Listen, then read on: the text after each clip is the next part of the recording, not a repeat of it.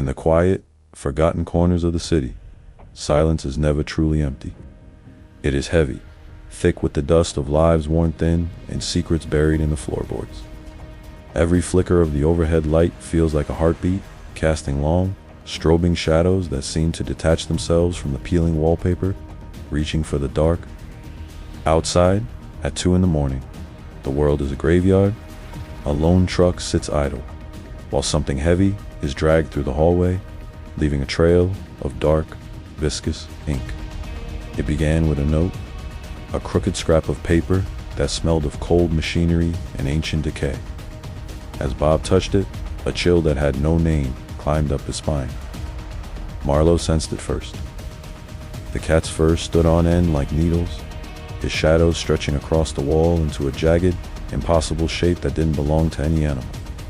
The atmosphere began to change. The water turned a rusted, copper color, and a low, bone-shaking hum started to vibrate through the very foundation of the building. He looked up, and for a moment, the ceiling didn't look like drywall. It looked like skin, pulsing with a slow, rhythmic beat, shedding flakes of something that wasn't dust. Then came the footsteps. Heavy, wet thuds that moved with a deliberate, echoing pace. It was a weight no human could possess, marking a path across the joists above him. When the hum stopped, the silence was worse. A voice, raspy and damp, whispered his name.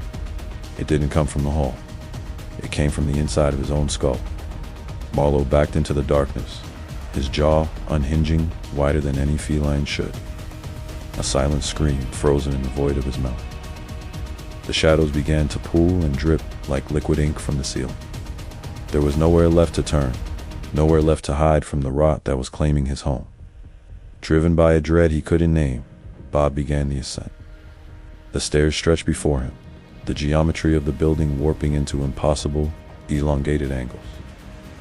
By the 3rd floor, the air was refrigerated. Frost crawled across the banister, and the scent of ozone and deep decay filled his lungs with every shivering breath. The 4th floor was breathing. The walls moved in a rhythmic heave, expanding and contracting as if the building itself had become a living, hungry lung.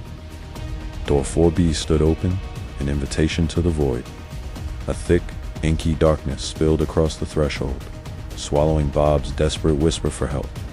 Then it stepped out, a skeletal entity with translucent skin and jointed limbs that snapped like dry wood. Its fingers trembled with a predatory, shivering intent. It tilted its head, observing him with a void where eyes should be. Under the flickering light, its skin shimmered with a sickly, oily sheen. It didn't speak with words. Its shadow expanded, stretching across the walls until it engulfed the entire hallway, drowning Bob in a darkness that felt like a weight. A scream echoed from below. It was Marlowe, but the feline cry had shifted into the guttural, agonized howl of a man deep, monstrous, and filled with pain. Bob realized too late. The monster hadn't moved into the apartment. It had simply come back to reclaim the vessel it had always owned. His home was gone. Now, there is only the sound of the breathing, rhythmic, constant. A building that waits in the dark for the next heartbeat to stop.